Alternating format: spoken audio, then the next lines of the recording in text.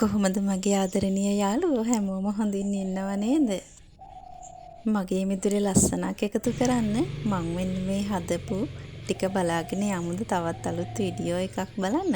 අද නම් තියෙන්නේ ඉතින් මල් ගැන නෙමෙයි ඊයේ මගේ උපන්දිනේ. ඒ වෙනුවෙන් හස්බන්ඩ් දරුවන් එකතු වෙලා මටත් හොරෙන්ම මගේ උපන්දින පාටිය සැලසුම් කරලා තිබිලා. ගේ ඇතුලේ ඉඳන්නම් ඉතින් මේ කිසි දෙයක් සැලසුම් කරන්න බැහැ මට හොරෙන්. එයාලා ඉතින් ක්ලාස් යනවා එනවනේ එක්කන් එන්න හස්බන්ඩ් යනවා. ඉතින් ඒ අතර කාලය තුර එළියෙන් ගේන දේවල් ගැන තමයි එයාලා ප්ලෑන් කරලා තිබුණේ. ඇත්තටම එයාලගේ මහන්සිය නම් අපතේ ගියේ නෑ. ඒ දේවල් දැකලා මං ඇත්තටම පුදුම වුණා. හස්බන්ඩ් මගෙන් වේලාසනින් ඇහුවා මේ පාර උපන්දිනේට මොනවද ඕන කියලා. ඉතින් මං කිව්වා ඔයා කැමති නම් මට මල් පැල ගෙනත් දෙන්න මේ සැරේ කියලා. එයා ඉතින් හරිම කැමැත්තෙන් ඒකත් බාරගත්තා. මට මිතුලේ තවත් තැනක් තියෙනවා වැඩ ටිකක් කරගන්න. ඉතින් ඒ වෙනුවෙන් මං ගේන්න කිව්වේ මෙන්න මේ පැල ටික.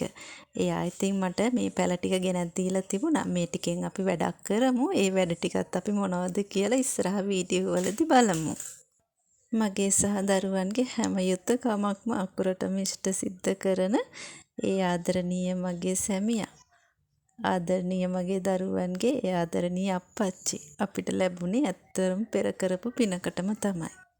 ලොකු දුවට ක්ලාස් තිබුණ රැය 8:00 විතර වෙනකන් ඉතින් අපේ හස්බන්ඩ් වේලාසන කේක් එක ගෙනල්ලා යාළුවෙක්ගේ ගෙදර හංගලා තියලා තිබිලා ලොකු දුව අරගෙන එනකොට තමයි ආයෙ කේක් එක අරන් ඇවිල්ලා මම ආස කරන ටෙලි නාට්‍යයක් බලන ටයිම් එකේදී මෙයාලා මේක කුස්සියේ ඉඳන් හරි ගස්සලා මම ඉන්න තැනට අරගෙන ආවේ. බර්ත්ඩේ ගිෆ්ට් එක නම් ගේ ඇතුලේ කොහේ හරි අංගලා තියෙන්නේ නැති. ඉතින් මම ඒ වෙලාවේ ඇඳන් හිටපු ඇඳුම මාරු කරලා මෙන්න මේ ඇඳුම දාගෙන ඉතින් එයාලත් එක්ක මේ ආදරණීය මොහොත මේ විදියට සැමරුවා. මම මේ වීඩියෝ එක මට ආදරණීය මතකයක් විදියට මගේ channel එකට මම එකතු කරගන්නවා. මටත් මගේ ආදරණීය දරුවන්ටත් හැම මොහොතකම හැමදාමත් සතුට සැනසීම ගෙනත් දෙන මගේ ආදරණීය මහත්තයාට නිදුක් නිරෝගී සුවය මං හැම මොහොතකම ප්‍රාර්ථනා කරනවා. අපි ජීවත් වෙන්නේ බොහෝම කෙටි කාලයයි. ඉතින් ඒ කාලය තුල සතුටෙන් ජීවත් වෙන්න ඕනේ. ඉතින් මේ මොහොතේ මටත් වැඩිය සතුටෙන් ඉන්නේ මගේ දරුවෝ දෙන්න සහ මගේ හස්බන්ඩ්. මොකද මම නැතුව පළවෙනි වතාවට තමයි එයාලා මේ ඇඳුමත් තෝරලා තියෙන්නේ මට. ඉතින් ඒ ඇඳුමට මම ගොඩාක් ආස වුණා බැලුවට පස්සේ ඉතින් මට ඒක හොඳටම හරි ගියා. එයාලට ඉතින් ඒක ලොකු සතුටක් වුණා. ලොකු ජයග්‍රහණයක් වගේ තමයි දැනුනේ. අපි ඉතින් එකිනෙකා වෙනුවෙන් ඔන්න ඔය විදියට සතුට බෙදා ගත්තම හරිම ලේසියි ජීවත් වෙන්න. හරිම ආසයි ජීවත් වෙන්න. ලොකු දේවල් ඕන නැහැ. අපිට තියෙන විදියට ලැබෙන විදියට අපි ඒ දේවල් වලින් සතුට ලබන්න ඕනේ.